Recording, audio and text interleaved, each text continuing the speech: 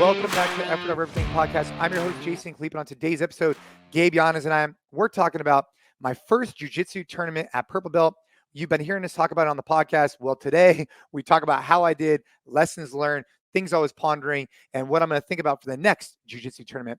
We also talk about our most recent trip to Camp Pendleton, working with Customs and Border Protection. I was honored to be a part of it, to try and share some things about fitness, but mostly I was just inspired by their level of fitness and their commitment to excellence and just getting better. So we talk about Customs and Border Protection, talk about the Jiu-Jitsu tournament, and then finish it off by talking about this idea of the man in the arena.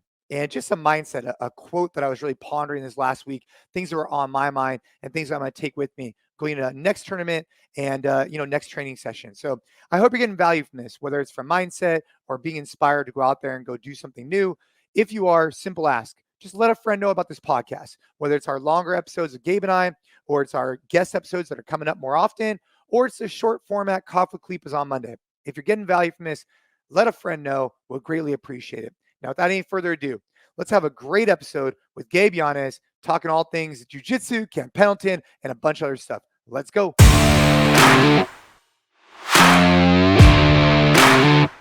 So that video I just sent you, the reason why it's so interesting is that this helicopter had to hover above a building that was like 6 feet wide. And I was looking at the first time they did 2 iterations. And the first time they did it, I was like, oh, they're kind of hovering. They're taking a little bit longer to fast rope than I would expect. But the reason why is that once I got onto the roof, so the first time I watched this activation, I was on the ground. Second time I went onto the roof, and I didn't realize how narrow the roof was until you're up there. And that's why it took a little bit longer from the fast rope down. Let's backtrack a little bit. You got to give people context here. Oh, dude, well, I think you sent me a video, and now you're describing it. Let's give people a little bit of context. So you've been up to a whole bunch since last time we recorded. We'll get to the BJJ tournament, but what specifically were you talking about now? Where were you? Who were, how did you get there? And what is it that we were watching in that video? So I sent you a video of myself, and actually my dad was up there too, at Camp Pendleton. So I spent 2 days at Camp Pendleton working with Customs and Border Protection, and I was working with them specifically. I was providing them feedback on fitness, but naturally, as you do when you're there, you want to see them kind of take action with what they're working on. So they brought in multiple different groups from different areas. So you have like San Francisco office, San Diego office, LA office of Customs and Border Protection. And they brought them in. They're actually doing 3 of these events throughout the country. So they're doing one, on the East Coast, one, in Texas, one in California. And essentially they're just drills, right? Where these guys come in and they get told a situation. In this particular case, the situation involved, going and getting a bad guy, and they had all the options they could. But what they chose to work on is this fast roping approach. So they had one group kind of come in from a helicopter, fast rope from the top, go to the roof. They had another group come in with SUVs and like scream in, and they basically just took down this building. And I got to observe it. And they used sim rounds and stuff like that. But it was a really cool experience to watch, them go after the building. And then they had an after action report of how they did, what they could have done better. And I just wanted to observe it to see what the strain on them was. And then the next morning at like really early in the morning, I took them through a series of fitness components to kind of teach and share what I've learned over the last, 20 years. So would this technically be like the special forces group of Custom and Border Protection? Yeah, so it was they call it the SRT, so Special Response Team. And it's funny how this whole thing came to be. We've worked with different law enforcement groups and different groups over the years, and I'm particularly very invested in law enforcement because I just feel like we have some secrets to fitness, and we could provide that to them and save them time and get them fitter. And I think it's going to make them better at their job. So about maybe 12 years ago, so 15 years ago, we opened the gym. About maybe 13, 14 years ago, a gentleman enrolled there, and he wanted to try out for this group. And as part of the selection process, it's a 1.5 mile run, 60 push-ups in 2 minutes, pull-ups, and like a swim test and whatnot. And I helped him prepare for selection. And fast forward all these years, he ended up becoming relatively high ranking in that particular unit. and he oversaw some of the training aspects. And that's why he reached out to me. We connected to come there and basically share some of the insight that I had shared with him 10, 15 years ago to share with his guys. So it was kind of like a full circle kind of thing. It was cool. I've always been curious about this. So a little bit of backstory. Between my junior year and senior year in high school, I went to the Naval Academy. It's called the Summer Seminar, where you go out and like spend, I forget how much it was. I think it was 6 days there. And it's kind of like an added bonus to the application process if you want to go to the Naval Academy. And part of that was kind of going through a lot of, or like smaller versions of some of the tests, the fitness tests you would take. And it was similar to what you were saying now, right? Like it's push-ups, sit-ups, it's, like a 1.5 mile run or whatever, it's a swim. But I've always, and especially now that kind of we know what we know about like, fitness and general physical preparedness, why are these tests still something that, and a lot of probably CrossFit coaches, functional fitness coaches that are listening, does that really tell you how prepared people are for what they're actually going to be doing? Yeah, I mean, it's a good conversation to have, right? Because I see both sides of the coin. I was working with a gentleman who's going through selection or getting ready for selection to be a PJ, like one of these paratroopers, like special forces unit. And part of there is to use a hex bar or a trap bar. And I could be wrong on the exact selection process, but this gentleman in particular, for what he's going for, there is a trap bar that they load up to 385, which, it's not light, and you cap out at 8 reps. So if you hit 8 reps, you get the 100% score, and then they base it based on how many reps you get. And I actually think the trap bar is a great option versus a traditional bar for people who don't have as much exposure to lifting. But you bring up a really good point. I think there's two sides of the coin. On the one side, they're testing, cardio, muscle stamina, all body weight stuff. The benefit there is that I don't think they're putting people before they get ready for selection at as much risk of injury because they're not adding an external load. You could argue that back and forth. The disadvantage there is that they're not adding an external load. So they're never really testing these people on their ability to move an external load, which, as you know, it could be pulling somebody out of a building.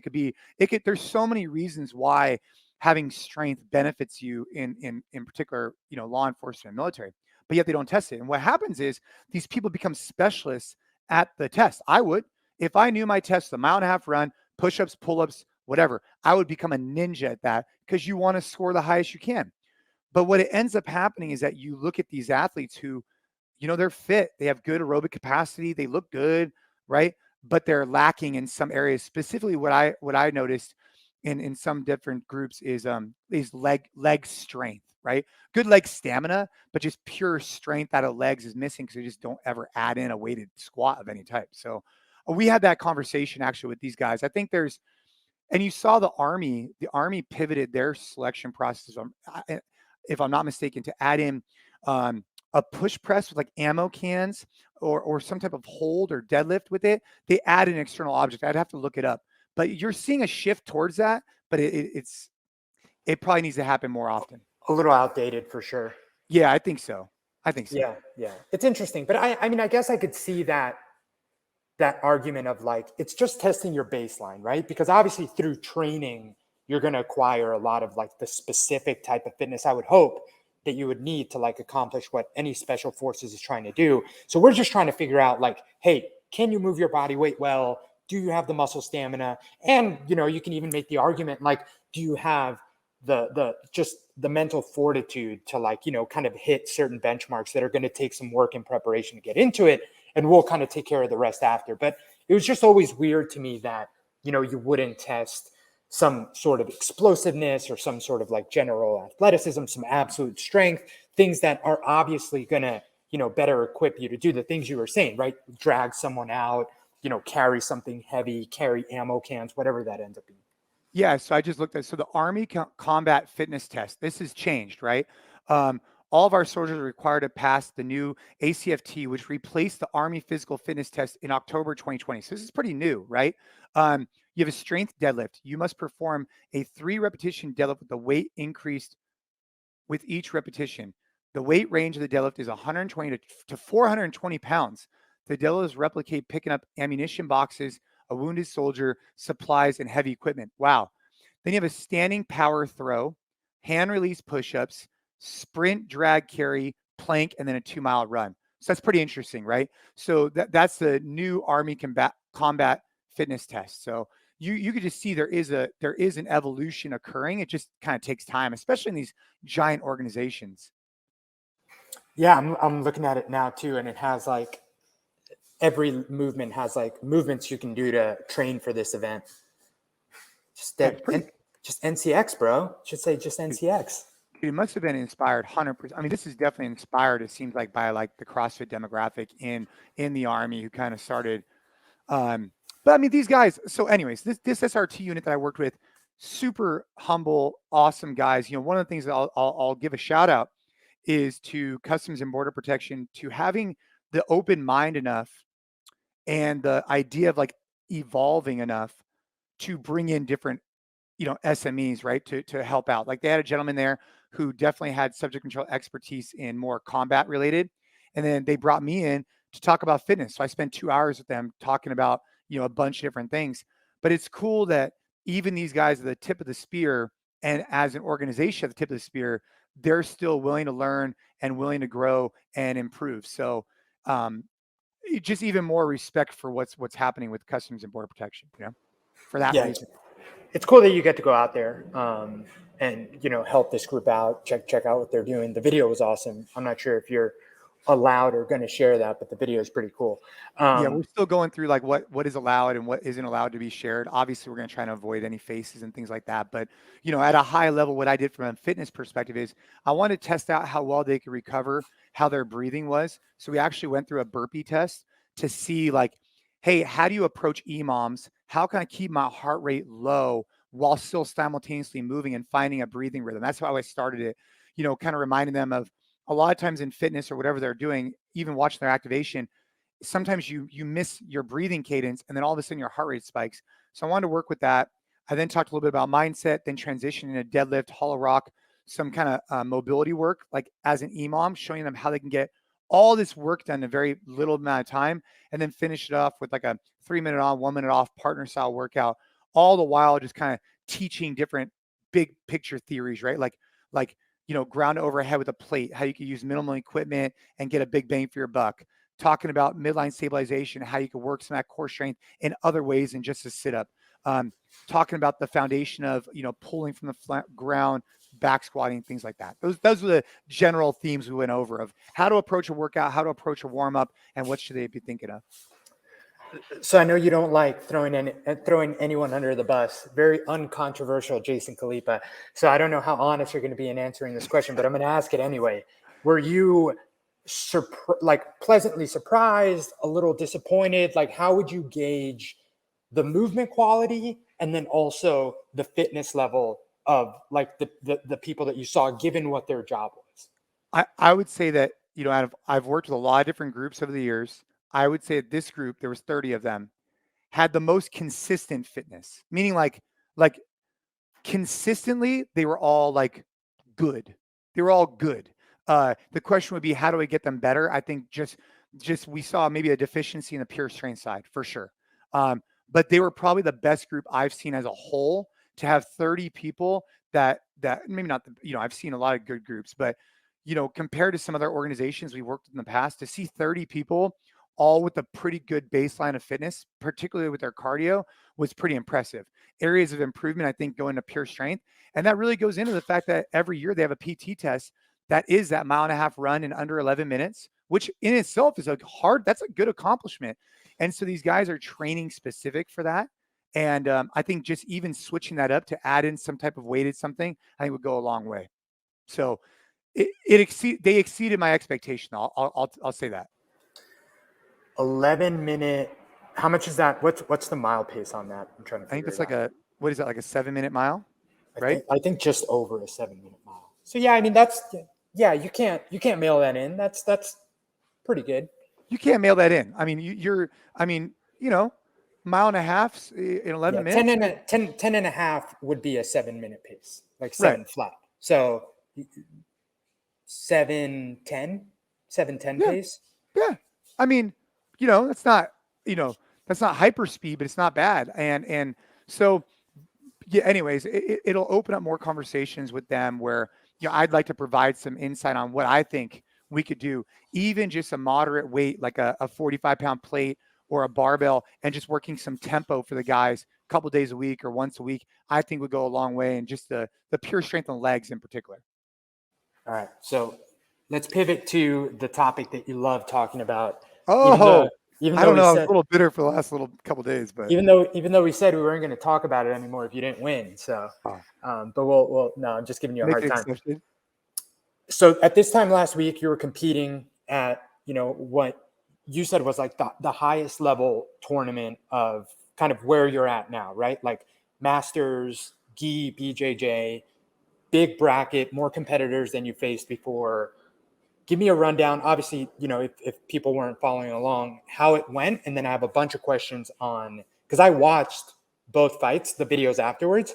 It was funny. I was trying to watch it live on Flow. Friday.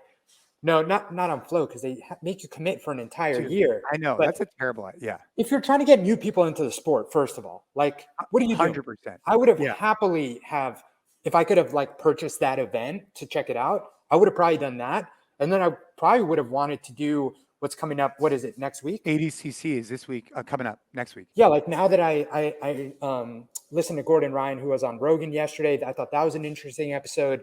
Like, I'd love to watch, but it's such a pain in the butt that you have to commit to the entire year. Anyway, neither here nor there. Fiddy, who's on our team, one of our designers, he found a Twitch stream of a guy that was like streaming a bunch of the fights. So me and him were on Slack and we were like waiting for Trying your to fight figure to it come out. up. Yeah. But he didn't end up showing your fight. But anyway, I watched them after the fact.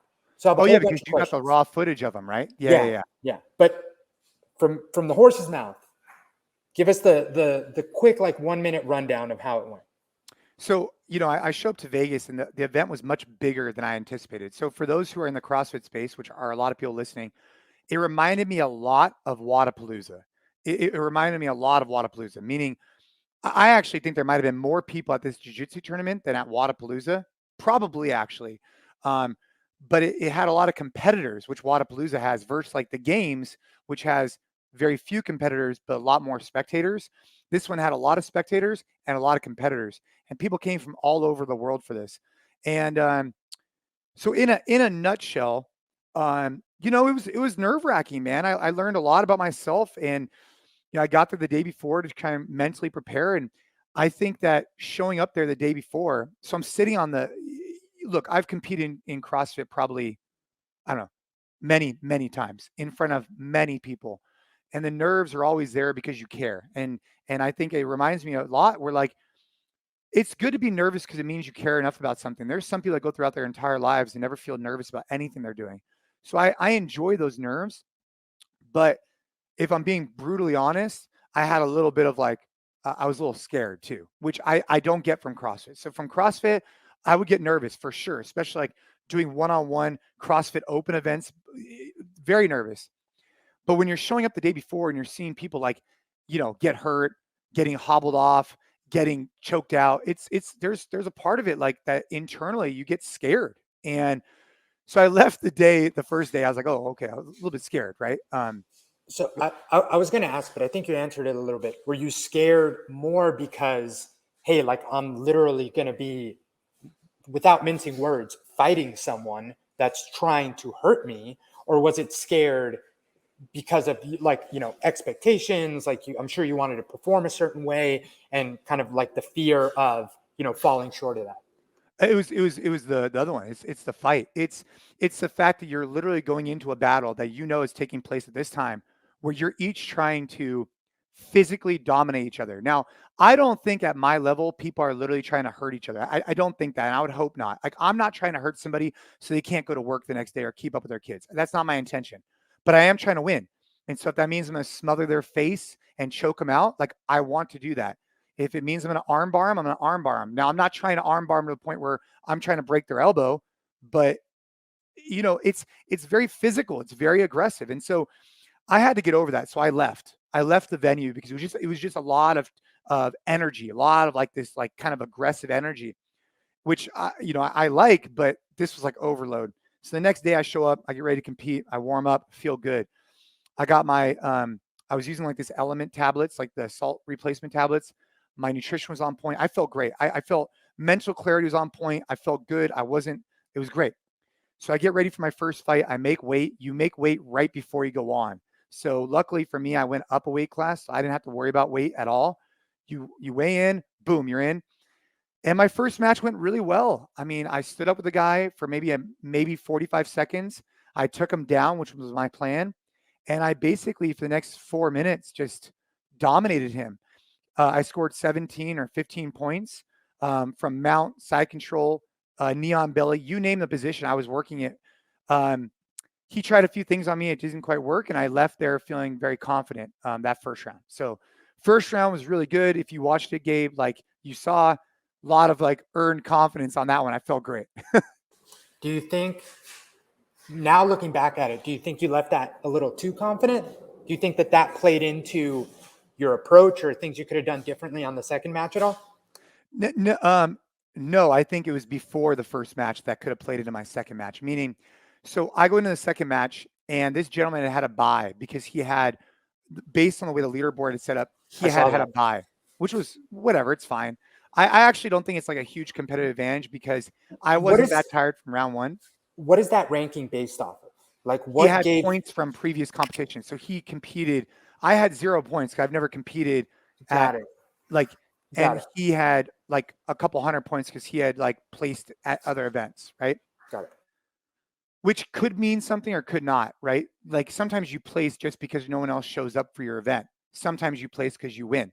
Um, so I go up to my next match, and this guy's fresh, which is fine. That's unrelated. I was fine with my second match. But me and this guy, he's from a different country. I don't quite know where he was from, but we stood up for the entire time, which is at our weight level, it's not super rare, but it's kind of rare. So he must have gone into it with the game plan of, I am not pulling guard, and I'm not pulling guard. He must have gone into there with that mindset. And I went into there with the mindset of, I'm not pulling guard either. And so it ended up just like this battle. So one thing though, I get that it might not have been a huge advantage that, you know, he had a buy from like a, oh my God, I'm so exhausted and he's not perspective. But did he watch your first match, and how much of an advantage could that have played into it? Because I'm sure he knew that the winner of this match is who I'm facing next. I have a buy. Like if that was me, what would I do? I would sit right there and like dissect who is going to be my next opponent and try and figure out like, whoa, he's good here, he's good there. And again, I'm speaking out of my butt a little bit because I really know nothing about jiu-jitsu, but that would be my assumption. Yeah, I hadn't thought about it through that lens. So yeah, he could have. But this guy, I think he probably had a judo background by the way he stood up. So sometimes with people with judo background, they do a lot of stand-ups. So they're more upright in their position. Whereas in wrestlers, they're really low. And then jiu-jitsu is kind of like this hybrid. And so I could tell when I stood up with him, like he was a strong guy, like he was a strong dude. And we went at it. And I thought I was going to get him tired. And he was starting to get tired towards the end. I could tell by the way he was replacing his belt.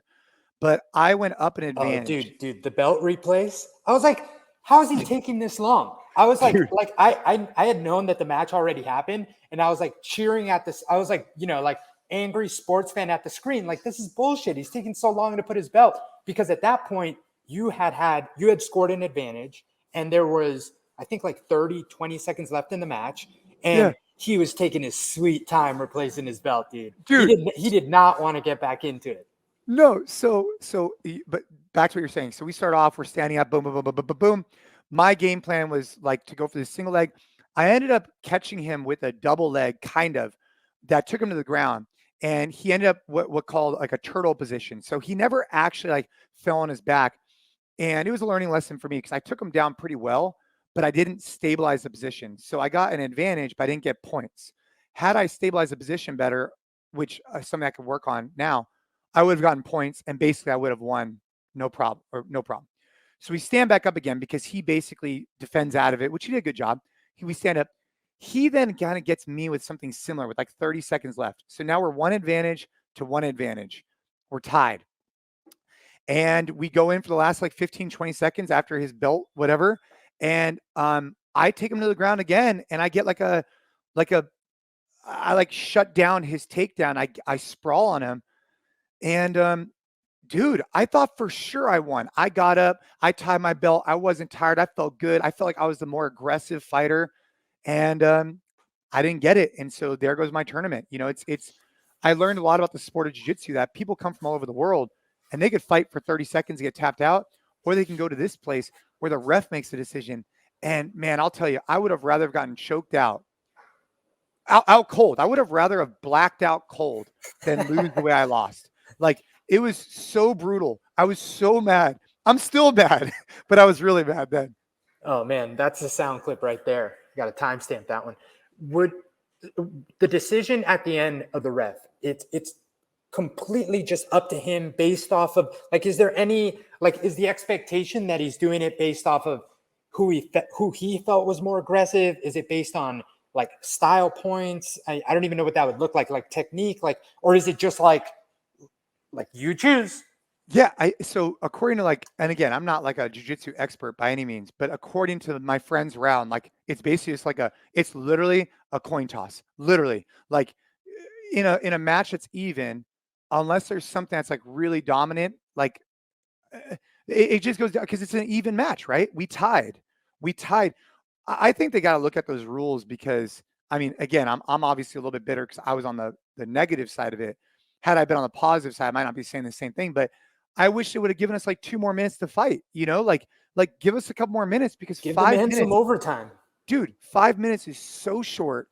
And yeah, I assuming because you watched both the fights, like, I don't know, what do you think? You watched the fight, you don't know much about jiu-jitsu. I don't know that much about judging. Who do you think won? I mean, it's tough because obviously I'm Right? biased. I was like rooting for you the entire time. It was Right. like, like my friend, coworker, and then like this other guy that looked like, a bouncer at a really rough bar. That's what he looked like, dude. Dude, That and he had dude, like I don't know what national. I think it might have been Russian. I don't know, but man, he had a coach, and this coach was just screaming things in like some European language. That it was good.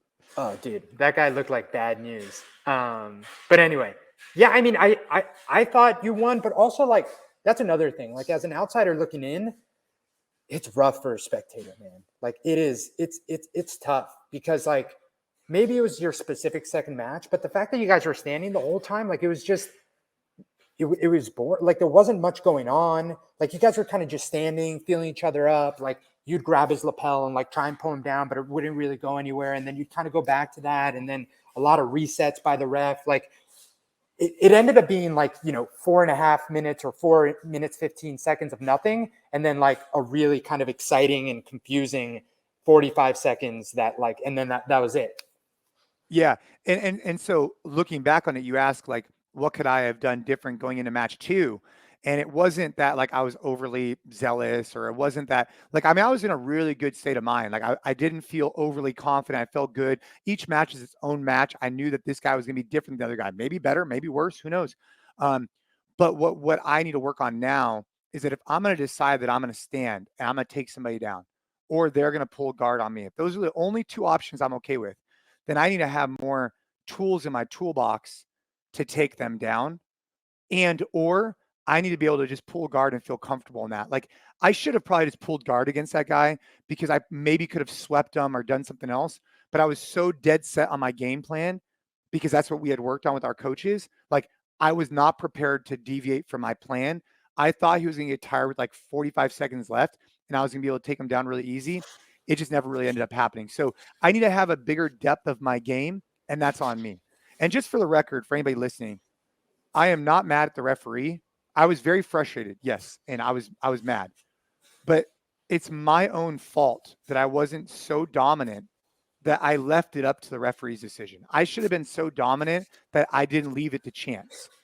That all being said, right, it was super frustrating. Like I finished the fight and the guy comes over to me and I was just like, man, I said to him, I was like, dude, I'm so frustrated right now. He's like, at me. I was like, no. I'm just frustrated with the situation. I just needed to leave. I needed to leave because I was so mad. The ref come up to you? No, the other guy. Because he Oh, the other guy. he wanted Yeah, to like kind of like hug it out or whatever, which was fine. Like I wasn't mad at him, but like he could visibly see that I was very upset. dude, And I was could just see it too. It came through the camera. You were not happy. No, I wasn't happy. I'm not happy because I'm very competitive. I wasn't like, but again, I wasn't like mad at him. I didn't want to like Sure. fight him. I wasn't yelling. I was just very internally frustrated, you know? Yeah, I mean, and eventually the video that you recorded, which is a great video, will come out and people will see like, yeah, you weren't like upset, like throwing your hands up in the air, throwing a tantrum. It's just for anyone that knows you, your facial expression just showed how frustrated you were.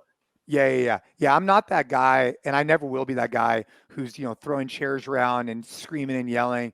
But, that was just a really difficult way to lose. It was a very difficult way not to move Yeah, on. that's rough for sure. I would have rather have gotten choked, like I said, like because then at least I'd be on this podcast with you and be like, yeah, dude, the guy was just better than me, man. I got to go back to the drawing board. But in this case, we tied. Like, I can't. You see how frustrated I get just talking about it. Did you is there any words exchanged in both matches before? Like, do you know who your opponent is, and are you like silently sizing him up, like kind of like checking out his body language? Do you say anything? What does that look like, or is it just like the first time you make eye contact is before like the slap and fist bump to get going? Yeah, so basically, the way it works is you sit in this like corral. So they weigh you, they check your gi with like these like things, which was new for me. Like, so they check to make sure like your gi fits a certain way. They make sure that you don't have like super long nails and shit like that. Then they weigh you and they put you in a corral. Once you're in the corral, you're ready to go. You can't leave the corral because you can't exit. And then they call your name up, and what you do is you and your competitor go wait in line right behind. Like, you'll have two guys fighting, and then you'll have the other two guys waiting in line to get on the mat. So at that point, you'll know exactly who your competitor is. Before that, you wouldn't know. And so you'll then see your competitor. Maybe you're like, hey, I don't know. I think the first guy was like, hey, man, like, I don't know. I think I said like, hey, nice to meet you or something like that. I think that was it. And with the second guy, I didn't say any words to him until we went. So we shook the hand of the judge or the ref. We gave a little fist pump and go. There's a lot of mutual respect without even having to talk about it, though. This is especially at that level. Is there any words exchanged afterwards aside from that little exchange that you said you The had with the the second first guy? guy, the first guy said to me, he's like, "Hey, man, you're the strongest." I think he might have said, "You're the strongest fucking guy I've ever felt," or something along those lines. Like, I can't believe your strength, or whatever, right? Like, whatever that was, the first guy, and then the Did you tell him second. to check out the NC Fit app if he wants to get That's that that's strong? what I should have told him. And then the second guy, we just had that exchange, and then I think we were like walking off or something. He's like, "Hey, man, like your strength was something like." But at that point, I didn't even want to hear it because he had just beat me based on the judges. So I think both of them basically said the same thing, like, "Wow, like it's because I grip the lapels. I need to continue to work my technique." Is basically the bottom line. Hmm. It, what I'm proud of myself of is I'm proud that I, went out there. I walked the walk. I talked the talk of getting uncomfortable, putting myself out there. And I truly believe I put in my best effort. I do. It's unfortunate that it ended up this way, but the quote that I was pondering leading up into this event was the man in the arena. Have you read that one before? No.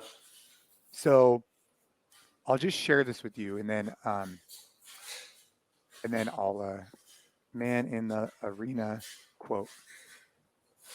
So Gabe, it goes like this. So we don't really need to do the whole thing, but basically, in a nutshell, it says, "It is not the critic who counts, not the man who points out how the strong man stumbles or where the doer of deeds could have done better.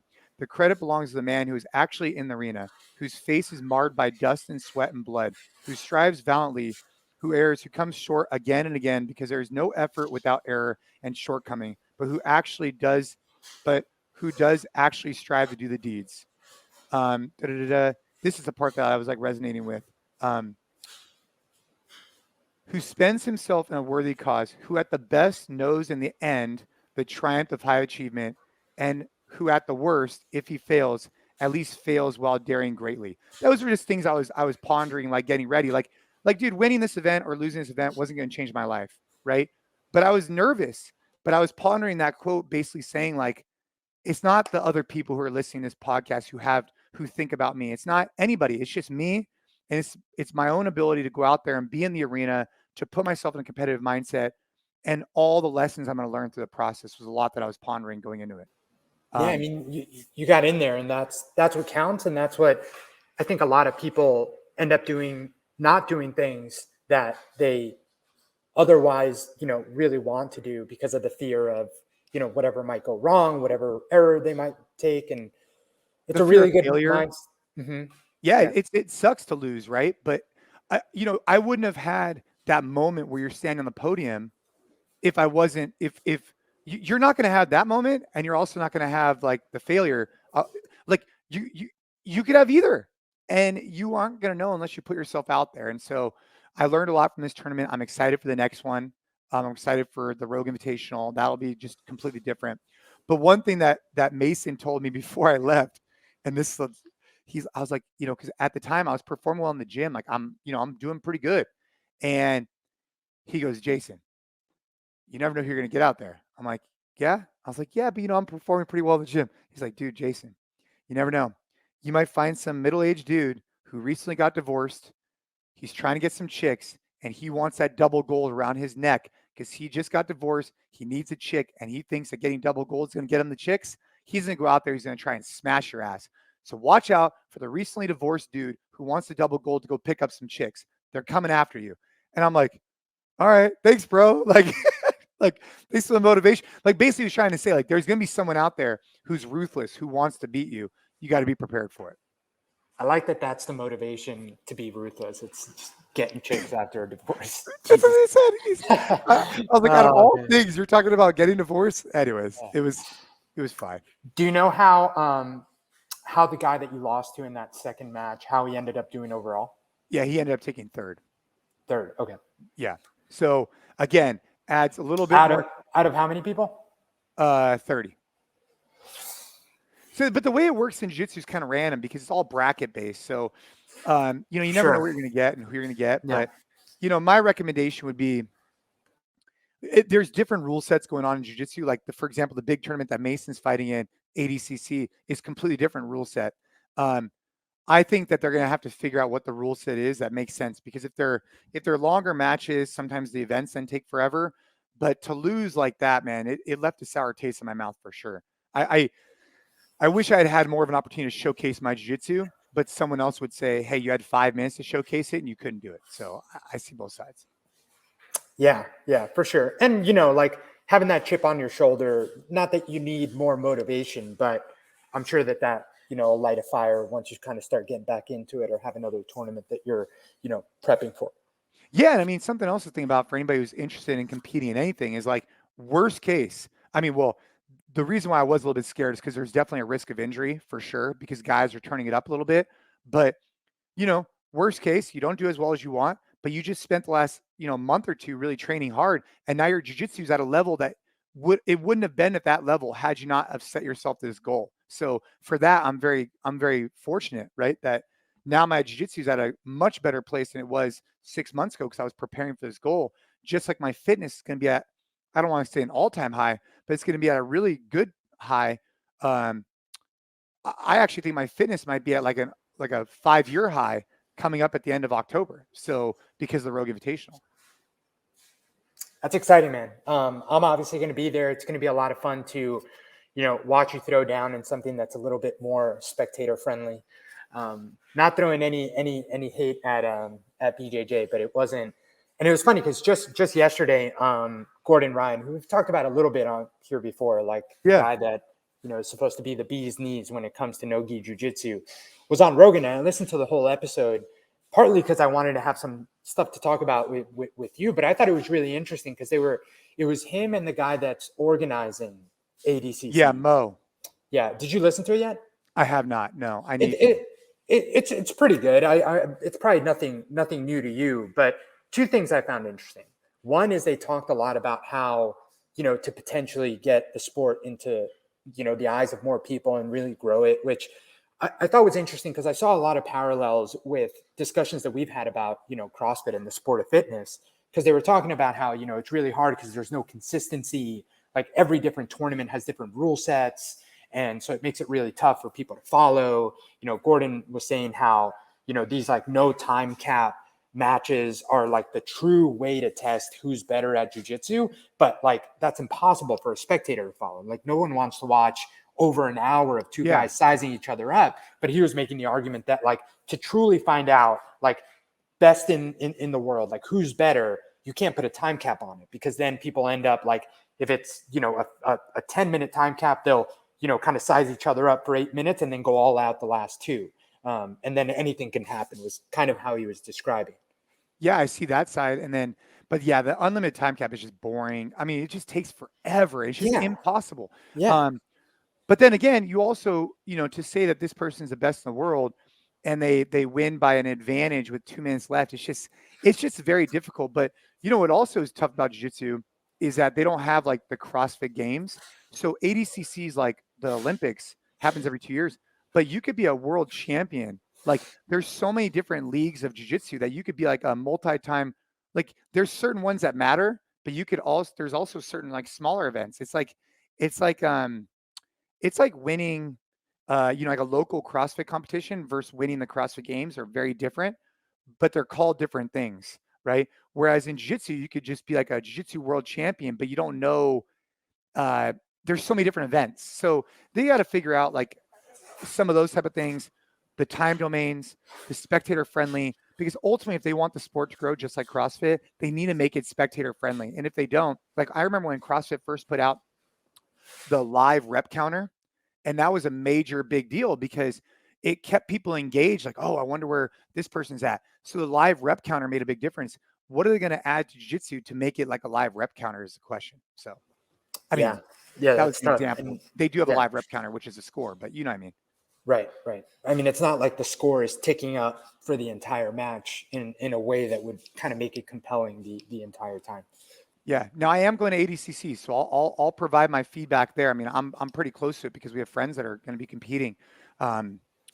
But yeah, and then we got some exciting stuff we'll continue to talk about. The Customs and Border Protection was a really cool event. I hope to be able to share some videos from that. We'll have to see what we can share because it's pretty cool. And then the Jiu-Jitsu tournament, the video will be released on social media very soon. So if you follow at Jason Khalipa or I don't know if it'll be on NC Fit, it'll be up there soon. That's right. Check out the YouTube channel too. Do you think that there needs to be, we talked about this before, especially with kind of Gordon Ryan, the pinnacle of the sport, and you know, the fact that they don't test for performance enhancing drugs and like kind of what that means. Do you think that for the sport to see legitimate and for it to grow, there needs to be like a crackdown of that stuff? Or do you think it can grow with it still being this thing that like, you know, it's kind of don't ask, don't tell right now? I think it just needs to stay. It'll probably just have to stay the way it is. Don't ask, don't tell type. Yeah, I think so. I don't know. I mean, dude, I don't know. I go back and forth on that because on the one hand, I think it really matters, but on the other hand, in jiu-jitsu, it's so technically based, but then again, it's all cardio too. So yeah, I could go either way. I think that these guys are getting weighed in every day. I think that there needs to just be an evaluation done across the board. When should weigh-ins happen? How often should they happen? Are they allowed to have IVs or not? Is that performance enhancing? And then are they going to test for drugs? Because right now for ADCC, they test weight every day, but they're going to allow IVs. In CrossFit, IVs were considered a performance enhancing unless you had like a medical emergency. Of course, they're going to give you an IV. But where's the line drawn? So I just think it needs to have good conversation happening. Yeah. And the one thing though, and I'm the furthest thing from an expert on these things, but at least my understanding is, you know, performance enhancing drugs isn't just something that, you know, helps with your strength or your endurance specifically. Because I get that, you know, BJJ is super technical, right? One thing that they were talking about on the podcast yesterday, which I thought was super interesting, is it's the only sport where regularly in the open divisions, you'll have lighter, you know, presumably weaker components or opponents winning against bigger, stronger components, right? So technique definitely plays a piece. But the argument I would make is, you know, there's definitely PEDs you can take that just help with recovery. So if you're natural and you're trying to strength train and train your cardio and then drill, you know, 8 hours of the day, there's a point where your body just can't recover and you're going to bury yourself into the ground. But if you're getting some extra help and you can just spend more hours drilling to get your technique better, isn't that an advantage that's going to help significantly in the sport? Just because you're able to spend more hours on the mat, you don't have to worry about recovery as much because you have, help coming in from whatever outside substance would help with that. Yeah. I mean, I think it's such a big question, right? And then by allowing performance enhancing drugs, I'm not saying they do or they don't allow it, but by not testing, are you actually creating a bigger gap between the amateurs and the pros? So, like, for example, if you're a pro and you're getting paid right now and you're making a bunch of money in jiu-jitsu or even CrossFit, well, CrossFit tests, but I know they've had a lot of people pop, but once you get to a certain level in jiu-jitsu and you start making a bunch of money off your DVDs and different stuff, you have more money. You could invest that money into supplements, right? But if you're an amateur trying to come up, maybe you don't have that type of money, especially if you're coming over from Brazil and maybe you're, living a tough life. You're not going to have all those resources. So does the gap get even bigger from the people who have access to these funds versus not? Versus if you test it, does it level the playing field more? I don't know the answer. I don't, but that's something I definitely want to talk to the guys about at ADCC this upcoming week, and I'll let you know what the overarching theme is from guys who know a lot more about jiu-jitsu than you and I. Yeah. The other thing I found interesting, and I don't know if this is a question, but I just found really interesting, is Gordon Ryan was saying how, and I'd noticed this with like videos of, I'm blanking on his name, but no, Nicky Rod, who, who I brought up that like BJJ is such a sport where you're like very concave in the shoulders, like you're very rounded forward all the time. And Gordon Ryan was saying that like he can't get anything overhead. He just can't. Like his body is unable to get into the position where he could probably do a strict press with good range of motion. Yeah. He was saying that he would go, just kind of watch a class and like his coach would tell him just to sit up straight. And like after 5 minutes, his back is exhausted and he has to like slunge forward. He just can't. Yeah. And he's young. He's in his 20s. Is there, and I think this applies to all sports, but do you think that in BJJ specifically, is there like diminishing returns to longevity if you're trying to be the best at this sport? Like, is it something that you're taking years, maybe not off your life, but off of like being able to live freely and fully outside the gym by really trying to excel in this sport specifically? And the only reason I ask is because the unanimously best one in the world is the best in the world, but literally has gotten to the point where he's not even 30 and he can't hold an overhead position or sit up straight for more than 5 minutes without having to slouch forward. Well, I think he's very sport specific, right? So his sport does not necessarily need, but like take Mason. When I first started working with him, he had a very difficult time hanging from a pull-up bar or pressing overhead. After 6 months, he can now hang from a pull-up bar comfortably and do it. So I think that a guy like Gordon, if he just spent some time in those ranges of motion, he'd eventually be able to get it. But it's like the PT test we were just talking about. If you're not testing those positions, like if there's no test for a max deadlift, why would anybody getting ready for selection ever go for max deadlift? They would want to focus on the 1.5 mile run. Same thing goes with jiu-jitsu.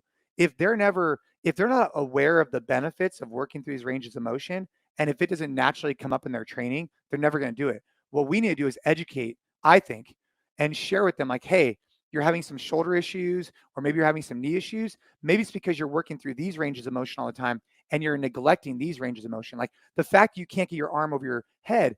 Well, maybe, yeah, you don't see the direct correlation, but maybe by us getting that more supple, now you might be at a less risk of injury. So that's something I'm very inspired by right now, is talking to jiu-jitsu practitioners and sharing with them how time off the mat isn't just about strength conditioning.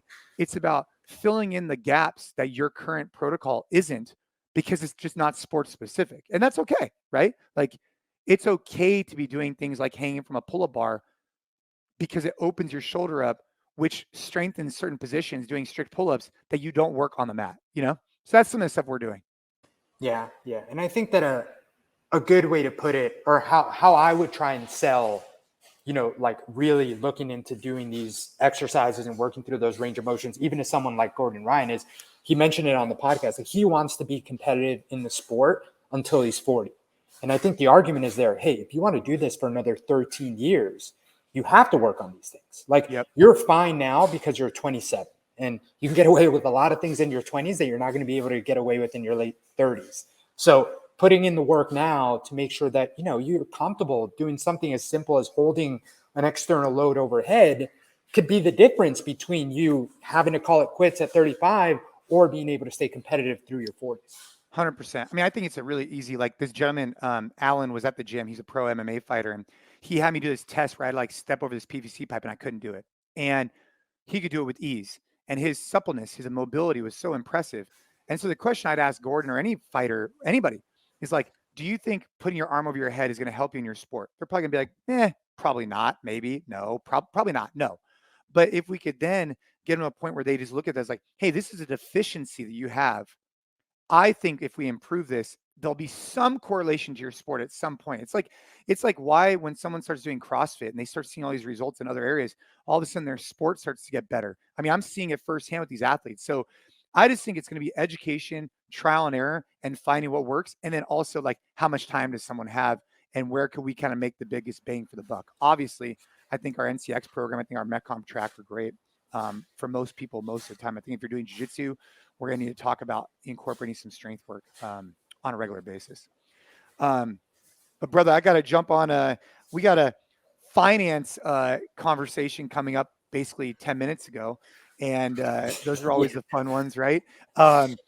It's funny. I literally have a call with Liz, who does our social media 10 minutes ago. I just got a message. I was like, hey, are you coming on? So yeah, we're running late here.